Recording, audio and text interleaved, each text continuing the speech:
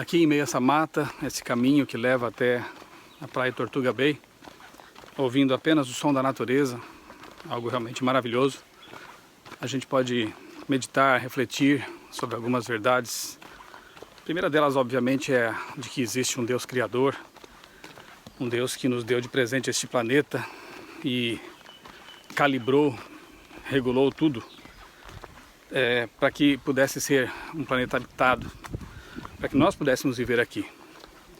O ar que a gente respira nas proporções adequadas de gases, 21% de oxigênio, o suficiente realmente para que nós possamos respirar sem que haja riscos de combustão exagerada. Se fosse alguns pontos percentuais para cima de oxigênio, seria realmente uma atmosfera perigosa.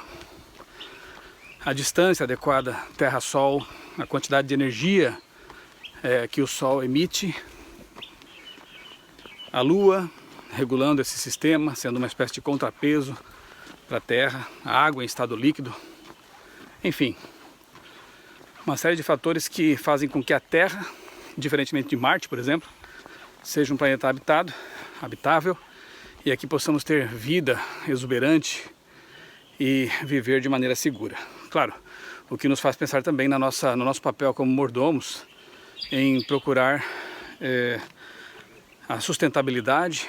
Deus, quando criou esse planeta, disse para que Adão e Eva pudessem cuidar dele, administrar, e isso envolve a chamada mordomia cristã, ou seja, nós somos administradores deste mundo, desta nave espacial chamada Terra, do globo terrestre, e precisamos cuidar bem dessa nossa nave espacial. Apocalipse diz que Jesus virá para destruir os que destroem a Terra. Infelizmente o ser humano não deu conta dessa missão e tem degradado a sua casa, seu ambiente, uma loucura. Pelo menos aqui em Galápagos a gente vê um cuidado que deveria ser algo perceptível em todo mundo, Cuidado de manter a natureza intacta, de conviver de forma equilibrada com os animais, com as plantas, enfim. Outra coisa que eu pensei ao caminhar por essa trilha de pedra é que se você quer chegar à Tortuga Bay, a praia, você tem que seguir este caminho. Do contrário, você vai ter que encarar essa mata fechada aqui, esses cactos espinhentos, um ambiente acidentado.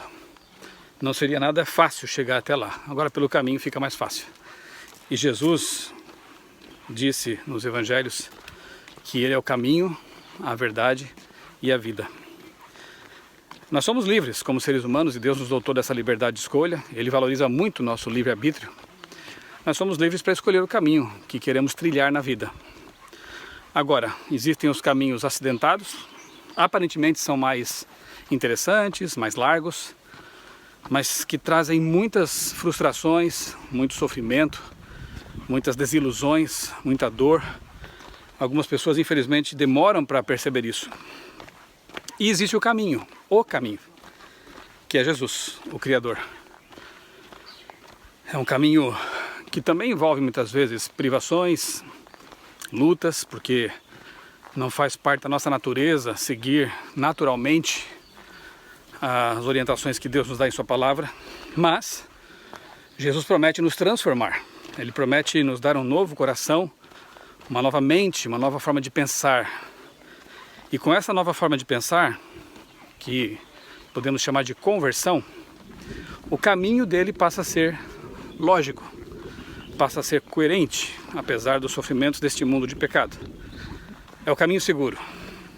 Assim como eu estou aqui nessa trilha, com o objetivo de chegar à Tortuga Bay, e esse é o único caminho, eu também sigo com Jesus na estrada desta vida, porque eu sei que é o único caminho, a única forma de um dia chegar à maravilhosa bem-aventurança, encontrá-lo pessoalmente e depois de algum tempo, 1000 anos, como diz o Apocalipse, viver na terra renovada.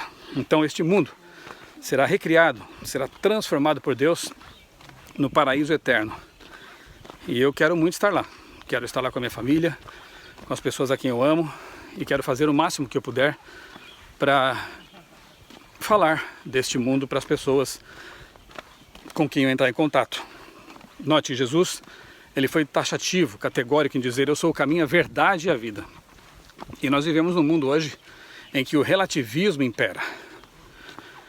As pessoas de mentalidade relativista são aquelas que dizem que não existem verdades absolutas, o que é um contrassenso, porque ao dizerem isso estão afirmando uma verdade. Note, para elas a ideia é a seguinte: não existem verdades absolutas, exceto a verdade absoluta de que não existem verdades absolutas.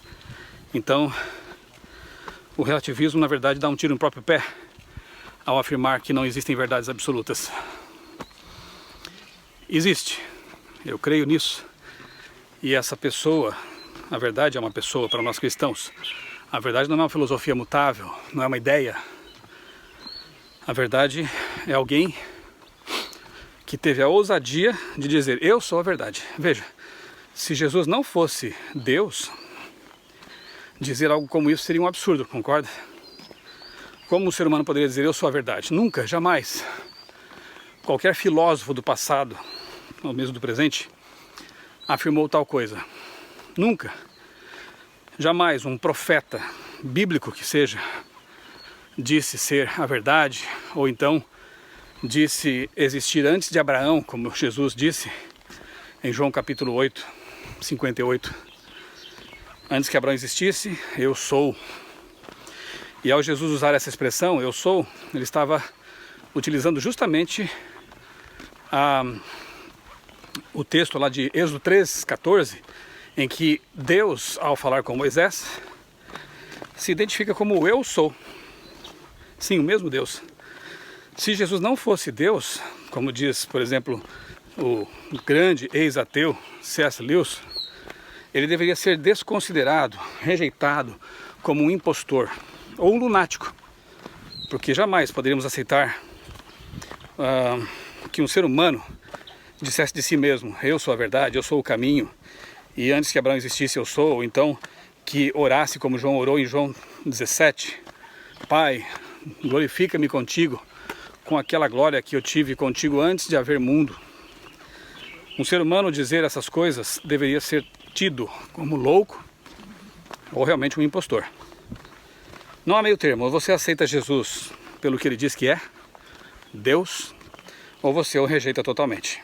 Aceitá-lo como um simples profeta, um simples filósofo, um sábio, um revolucionário, não funciona, não dá certo. É ir contra as próprias palavras do Mestre. Portanto, eu aceito o que ele diz, eu aceito o que a palavra de Deus traz e prefiro andar no caminho da verdade, prefiro andar no caminho seguro das leis do Criador, aquele que criou o universo, me criou e que, portanto, sabe como as coisas devem funcionar melhor, porque ele mesmo as fez, porque ele mesmo criou as leis e as constantes que regem a realidade. Assim como ele criou as leis físicas, também criou as leis morais. São todas de um pacote, apenas o mesmo Deus. E ele sabe o que é melhor para nós. Confie nesse Deus, ande no caminho da verdade, que é Jesus, e com certeza você será uma pessoa muito mais feliz, realizada, terá resposta para as grandes perguntas fundamentais que incomodam tantas pessoas: de onde vim, para onde vou, por que estou aqui. E eu digo para você que quando eu conheci a mensagem criacionista, bíblica, eu encontrei paz para a minha vida. Porque finalmente eu pude perceber que essas perguntas fundamentais têm respostas.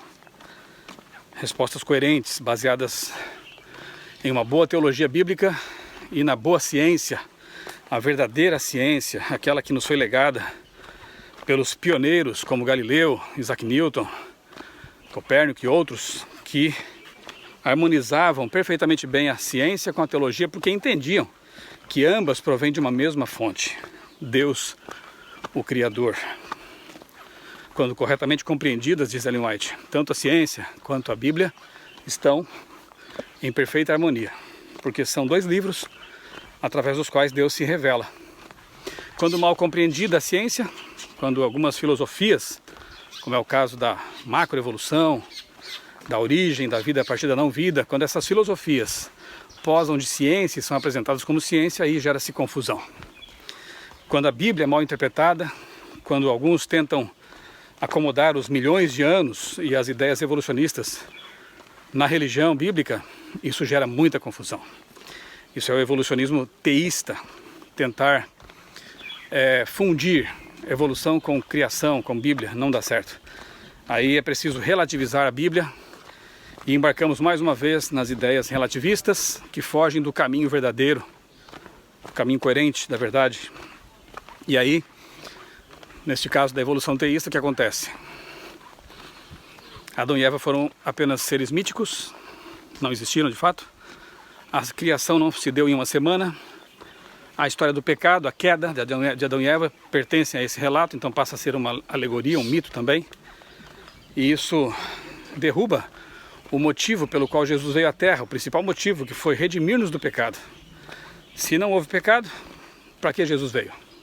E aí Jesus passa a ser apenas um revolucionário mesmo, apenas um profeta ou coisa parecida. Você percebe as implicações?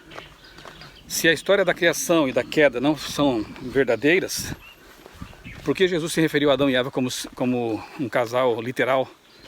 Por que Jesus se referiu ao dilúvio de Gênesis como um evento literal? Crer na evolução teísta é contradizer as palavras de Jesus, as afirmações de Jesus.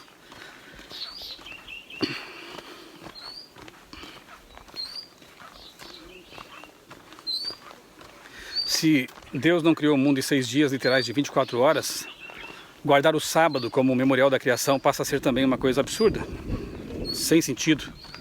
Mas os guardadores do sábado, e eu me incluo entre eles, fazem isso, reservam esse dia para adoração, para estar em família, para visitar pessoas doentes, enfim, abrem mão de seus trabalhos seculares remunerados para fazer o bem às pessoas e para ter mais contato com Deus.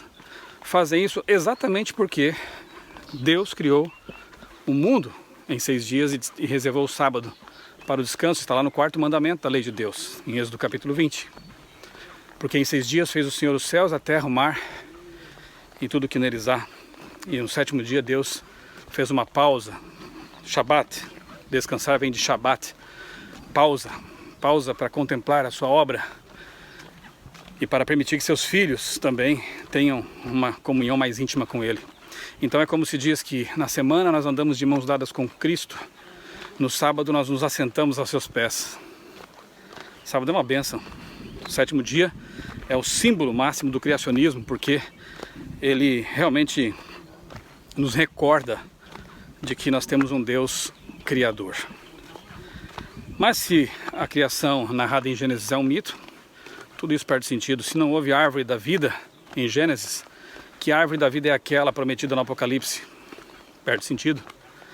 Portanto, nós, criacionistas bíblicos, adotamos uma interpretação literal do texto bíblico, porque, de fato, quando você lê com atenção e levando em conta a língua original, hebraico, não há como você relativizar um relato que tem todas as características de ser um relato histórico e literal. Por isso, eu prefiro andar no caminho da verdade, que é coerente, o caminho que integra a boa ciência com a boa teologia e assim me dá estabilidade.